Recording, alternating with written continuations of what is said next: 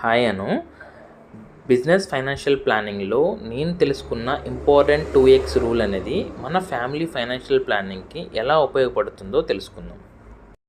అసలు ఈ 2x rule ఏంటంటే, ఫైనాన్షియల్ ఫ్రీడమ్ కావాలనుకుంటూ ఒక వస్తువును కొనాలనుకున్నప్పుడు అలాంటి 2 వస్తువులను కొనగలిగే ఫైనాన్షియల్ స్టేజ్లో ఉన్నప్పుడు మాత్రమే ఆ వస్తువును కొనుక్కోవడం బెటర్ అని చెప్తుంది. ఉదాహరణకు, నువ్వు ఒక స్కూటీ కొందాం అనుకుంటే దాని విలువ 1,15,000 రూపాయలు. ఇంకొక 1,15,000 రూపాయలను per annum 15% rate of interest ఇచ్చే దగ్గర 5 సంవత్సరాల పాటు ఇన్వెస్ట్మెంట్ చేయగలిగితే నువ్వు చేసిన ఇన్వెస్ట్మెంట్ డబల్ అయిపోయి 2,30,000కు టోటల్ వాల్యూ చేరుకుంటుంది. ఇప్పుడు నీ దగ్గర ఉన్న స్కూటీని నువ్వు ఫ్రీగా పొందినట్టు.